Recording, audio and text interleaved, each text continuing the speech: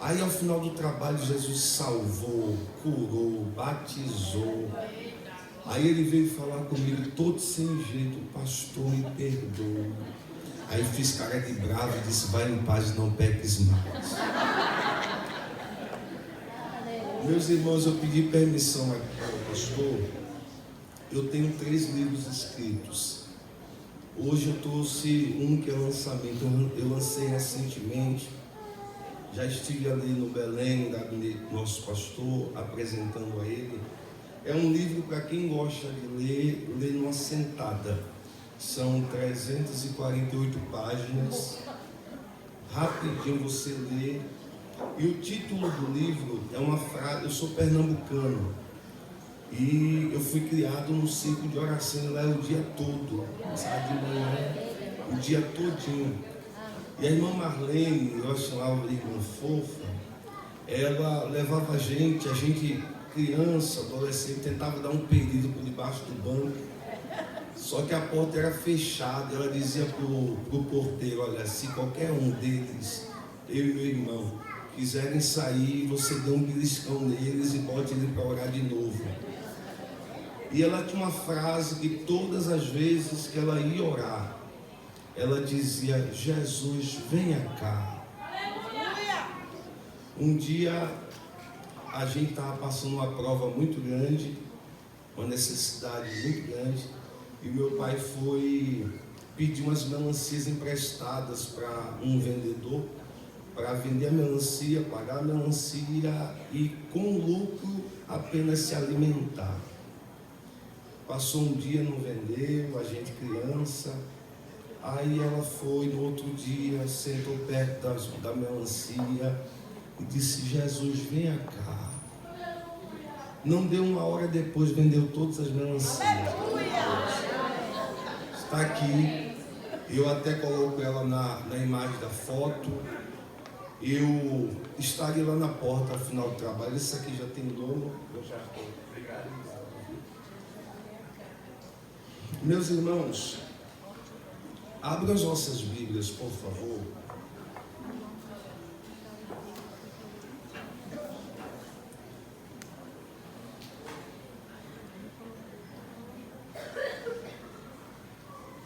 Aqueles que são frequentadores da escola dominical, esse trimestre, o comentarista desse trimestre também faz colaboração no meu livro Fazendo Endosso, entre outros comentaristas que temos na casa. Então, se não for pelo autor, pelo menos pela fama dos outros escritores. Capítulo 1 do Evangelho escrito por Marcos.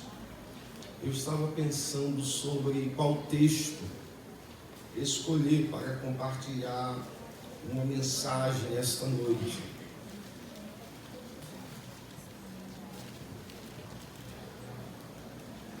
Eu quero ler a partir do versículo 29.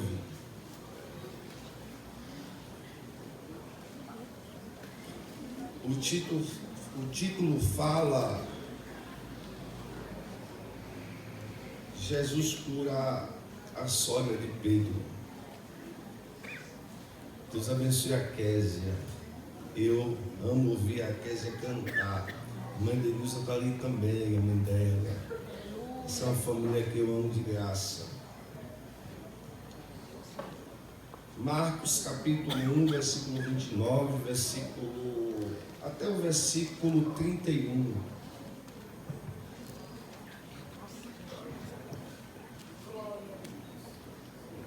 Quem achou, diga amém. Amém.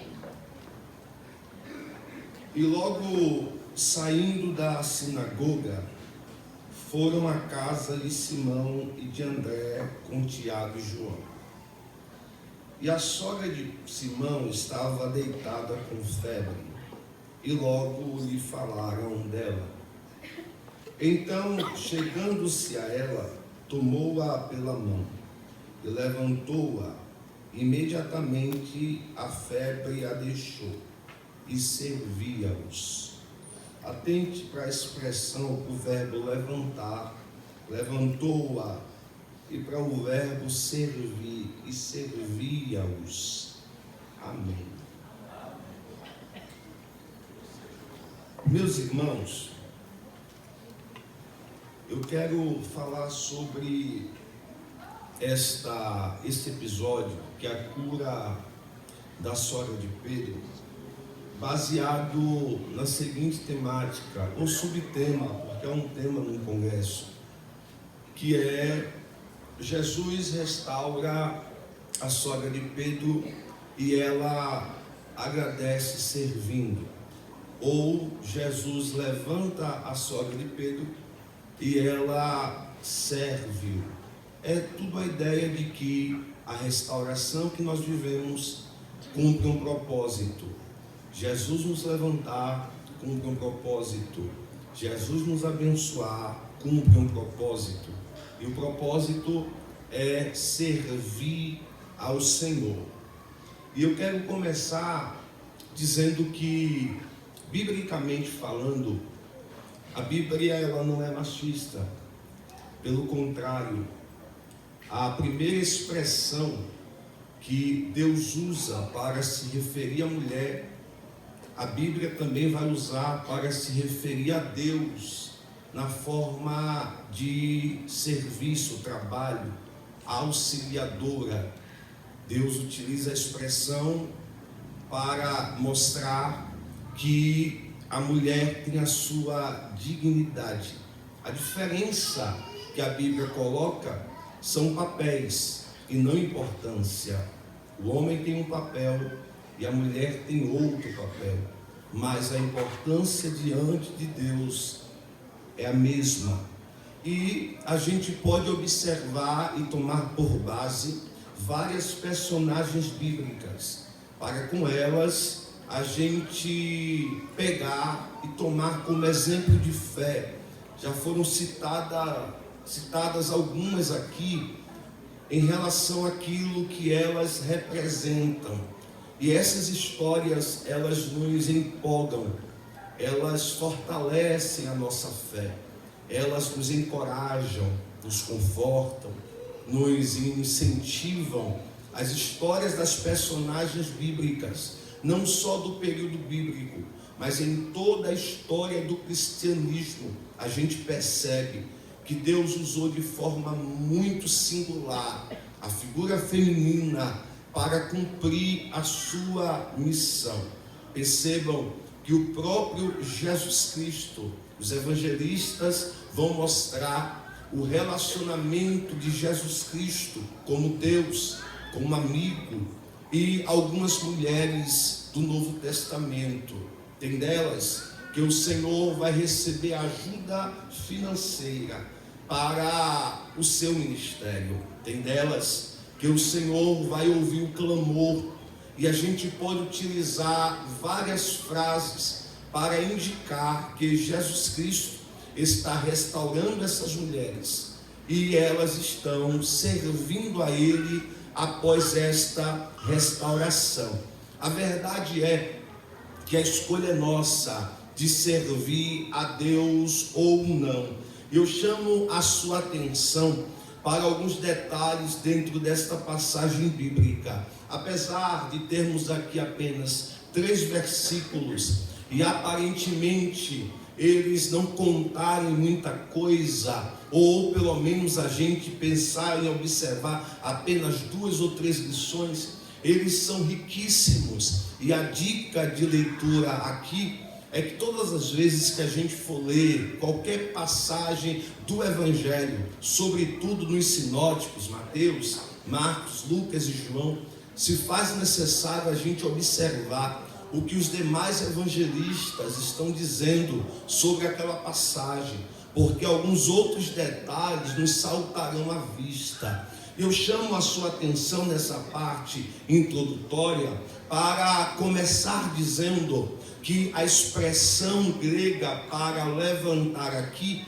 indica que o Senhor está despertando, que o Senhor está restaurando, que o Senhor está tirando de um estágio de sono ou até mesmo de sonolência, indica que o Senhor está curando. A expressão para levantar aqui sugere que a obra de Deus em nossa vida pode ser nos deixar prontos para servi-lo, pode ser nos deixar avivados para servi-lo, pode ser nos deixar fiéis para servi-lo. E a expressão servir aqui sugere, veio a ser na igreja primitiva uma expressão até mesmo para a diaconia, aqueles que serviriam através da mesa, aqueles que serviriam aonde houvesse necessidade.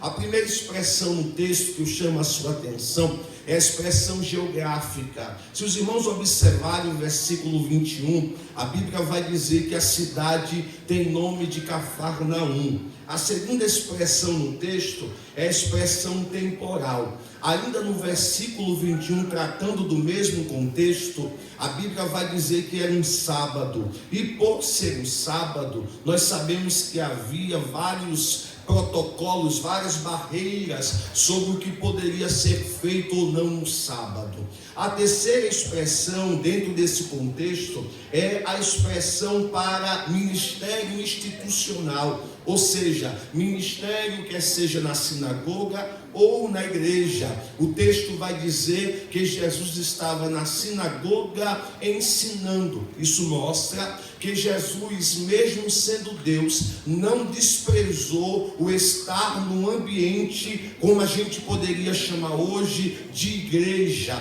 Este ambiente, nós sabemos que há uma onda de pessoas querendo deixar a igreja, chamados de desigrejados, mas o próprio Jesus não deixou de ir ao ambiente onde as pessoas iriam orar e consultar a Bíblia, e lá ele ensinava. A quarta expressão no texto, no versículo 29, vai apresentar a urgência ministerial de Jesus. Quando a Bíblia diz que logo, a expressão logo aqui sugere que Jesus sai do ambiente sinagogal, de igreja, para o ambiente doméstico, ou seja, nós temos um ministério aqui e nós temos um ministério em casa. O nosso ministério não só é aqui, primeiro começa em casa, para depois a gente ser aqui. Geralmente a gente é aqui o que a gente é em casa, e o que a gente é em casa, onde a gente for, de uma hora ou outra, a gente vai revelar.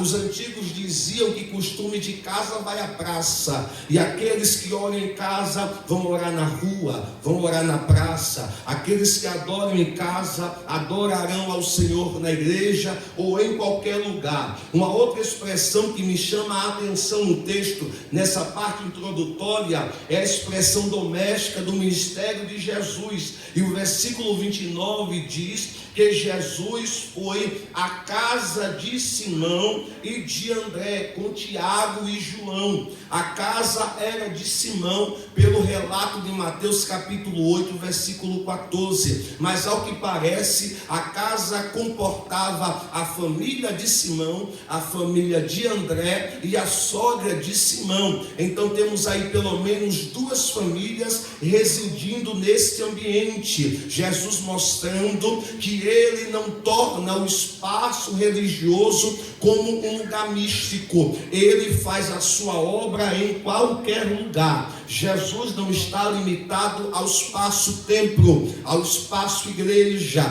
Jesus opera aonde ele for e onde ele estiver. Pode ser em casa, pode ser na rua, pode ser no trabalho, pode ser no ônibus, pode ser no carro. Uma outra expressão que me chama a atenção no texto é a companhia discipular. A Bíblia diz que ele foi com mais de 2 discípulos, indicando que nós precisamos ir aonde Jesus vai. Se Jesus for à sinagoga, eu vou até uma sinagoga. E olha que lá era dominado pelos fariseus e os escribas, mas Jesus ia. Se Jesus vai até uma casa, eu vou até aquela casa. O que o texto está mostrando é que eu não posso colocar barreiras onde Jesus não coloca. Eu não posso colocar limites onde Jesus não coloca. Eu não posso colocar protocolos onde Jesus coloca, porque todas as vezes que colocaram protocolo étnico, racial,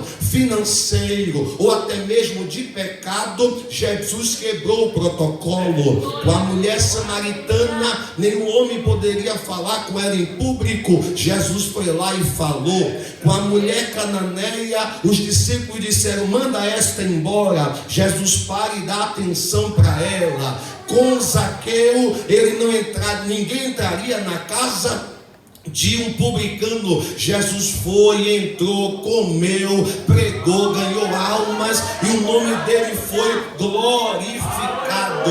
Um outro detalhe que o texto vai nos apresentar é a condição desta mulher. Aí eu chamo a sua atenção para a condição desta mulher. Ela é uma pessoa que está febria. Lucas é médico, e Lucas, como médico, vai trazer um detalhe diferente do que os demais evangelistas. Lucas vai dizer que ela ardia completamente de febre. A febre desta mulher aqui levou ela para a cama. E agora deixa eu falar de uma particularidade aqui, que é muito das mulheres. O homem, quando está com febre, foi uma gripezinha, já vai para a cama. Para a mulher ir para a cama tem que ser um negócio sério, tem que ser um negócio, tem que ter parido, tem que ter passado por um parto, alguma coisa assim. Homem, qualquer coisinha já vai logo para a cama, já faz manha, já faz dengo. A mulher, neste sentido, é uma polivalente. Para ver essa mulher aqui de cama é porque a coisa é muito séria. Os varões não fiquem chateados comigo não, mas é uma verdade. Eu tiro por mim. Tem dias que é uma gripezinha, eu já quero ficar na cama. Enquanto a mulher pode estar de gripe, dor de dente, pode ser o que for, ela está lá trabalhando, lutando, fazendo a parte que lhe compete. Para uma mulher estar deitada de cama, pode ter certeza que o negócio era sério. Não era qualquer dozinha, não era qualquer calorzinho. E tem um detalhe, aqui nós temos duas possibilidades. A primeira, ou esta febre era uma febre normal, comum, como qualquer ser humano pode passar, ou esta febre tinha implicações espirituais, porque Deuteronômio 28 vai mostrar que quando Deus queria trazer um juízo para alguém, ou alguma consequência, uma das formas que Deus agia era trazendo esse tipo de queimor, esse tipo de febre. Se for um sentido espiritual, Jesus está tratando de duas coisas. Jesus está restaurando ela espiritualmente e Jesus está restaurando ela fisicamente. Então Jesus vai levantar esta mulher para que ela possa servir. Jesus vai restaurar esta mulher para que ela possa servir. Jesus vai tratar desta mulher para que ela possa servir. E cada um dos evangelistas vão dar a sua percepção, a sua forma de enxergar o sentido. Agora eu vou chamar sua atenção para mais uma coisa e eu entro na mensagem. O texto vai dizer que ela estava ali para servir, ou depois que foi curada, ela logo começou a servir. Depois que ela foi restaurada, ela ficou pronta para servir. Parece até o que acontece no meio do evangelho entre os pentecostais. A pessoa aceita Jesus hoje, amanhã já está pregando. A pessoa é sarada hoje, amanhã já está curando. A pessoa se converte hoje, amanhã já está tocando, já está tendo oportunidade, já quer servir, já pergunta: pastor, o que é que eu posso fazer para servir na igreja? Eu quero ser útil. Mas um detalhe, ao que parece, isso pode gerar um drama e uma preocupação. Por quê? Porque não é fácil manter o emocional, manter o equilíbrio, como já foi dito aqui. Pense comigo, esta mulher, a filha dela não está no texto, é o sujeito oculto, mas ao que tudo indica, a filha desta mulher era de obra também, porque Paulo vai dizer aos Coríntios, dizendo que Pedro defende que as mulheres acompanhem os seus esposos na obra missionária. Então, ao que tudo indica, estava a mãe e estava a filha, porque o referencial da filha é a mãe. Toda mulher que serve na obra do Senhor, de uma forma ou de outra, ela vai influenciar o filho, a filha, o neto, a neta. Lembra de Timóteo? A avó influenciou a mãe e a mãe influenciou o filho, que era o neto. Por quê?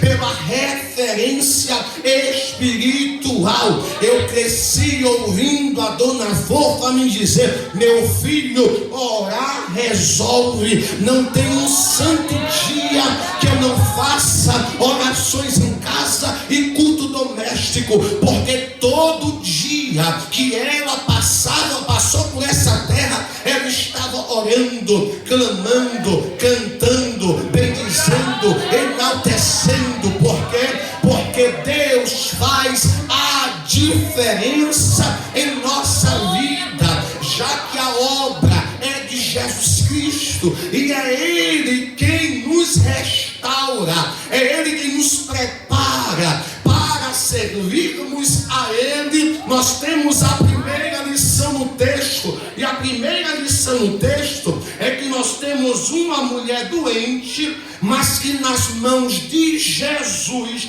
é um potencial enorme para a obra do Senhor.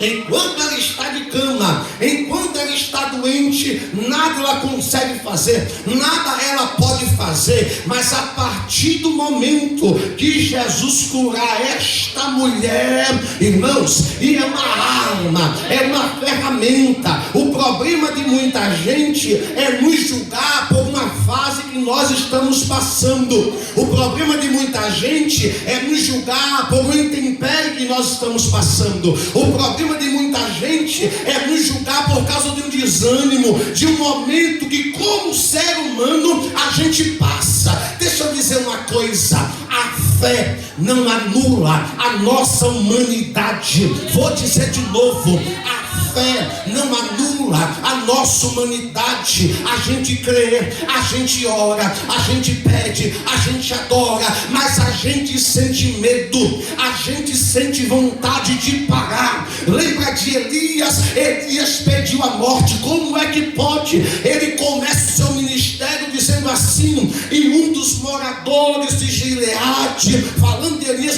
diante da face do Senhor, ele estava diante da face do Senhor, profetiza dizendo: vive o Senhor. Como é que a pessoa que serve a um Deus vivo está pedindo a morte? É paradoxal, são as fases da vida.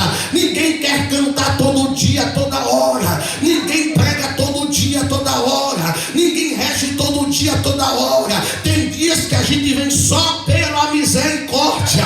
Tem dias que a gente vem só pela graça. Se não fosse a graça de Jesus, não estaríamos aqui hoje. Salmo 3, verso 5. Eu deito, eu durmo e eu acordo, porque o Senhor tem me sustentado. Sabe qual o detalhe da nossa vida? É que se fosse por nossas forças, já teríamos parado. Se fosse pelo olhar de alguém, já teríamos parado. Mas estamos na mão de Jesus. Jesus visitou nossa casa e Ele fará o que lhe apraz.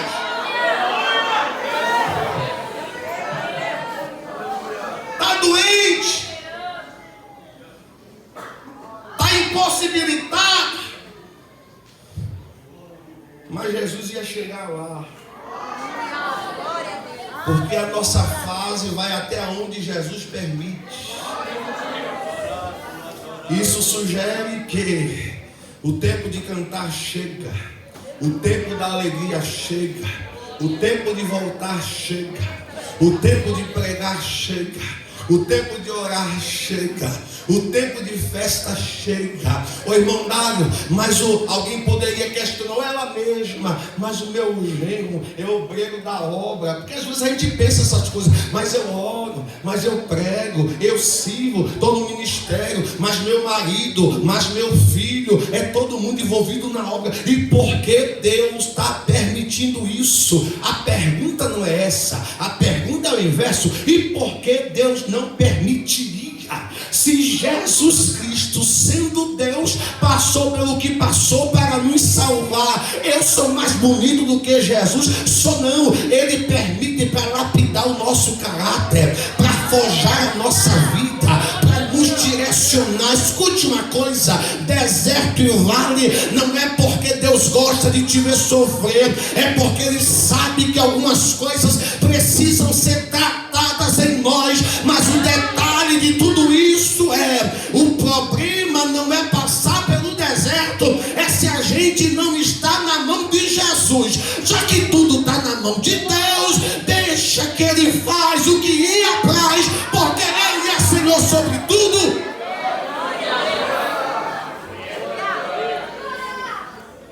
Está doente, mas Jesus vai chegar lá.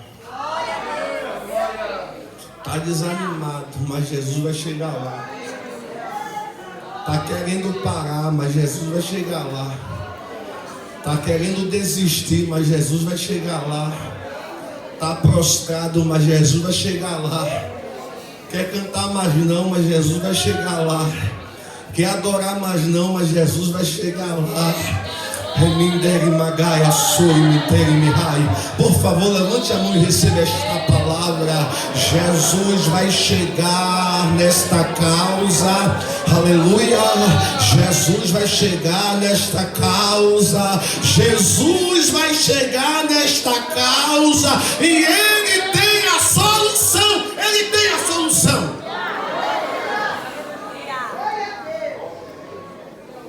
Segunda lição. E essa lição, quem vai contar para a gente são os três evangelistas, mas especificamente Lucas. Porque Marcos vai dizer assim, versículo 30, que quando Jesus chega à casa de Pedro, ele e o seu irmão vai dizer para Jesus, vai falar sobre a mãe da mulher de Pedro para Jesus. Só que Lucas vai dizer que não foi só uma conversa. Lucas vai dizer que foi uma intercessão. Em outras palavras, foi uma oração. Sabe o que é que o texto está nos ensinando? Que esta é uma mulher que recebeu a intercessão de quem queria bem a ela. Deixa eu dizer uma coisa. Se você soubesse os intercessores que Deus tem levantado para sair e buscar ajuda ao teu favor, se você soubesse quanta gente está orando para que você não pare, se você soubesse o tanto de pessoas que estão orando para que você esteja de pé. O que eu acho interessante no texto é que ela está acamada, mas alguém está orando por ela. Aleluia. Alguém está intercedendo. Alguém está dizendo: Jesus, deixa eu te contar a história da minha sogra. A minha sogra é uma mulher que gosta de trabalhar. Eu vou trazer para o nosso contexto, nossos dias. É uma mulher crente. Vai para o circo de oração. Ensaia. Participa. Ouve a pregação. Vai para a escola dominical. Não perde um culto. Mas ela está doente. Ela está tão triste que não pode ir para a casa do Senhor. Jesus, vai lá em casa. Passa lá em casa. Está dá saúde para minha sogra. Aí eu penso, o irmão de Pedro, não é verdade, Jesus, eu testifico que a sogra dele é desse jeito mesmo. Ela serve na casa, serve na igreja, serve na rua, aonde for ela está servindo. E a lição para a nossa vida hoje é justamente esta: não pare porque alguém está orando por você.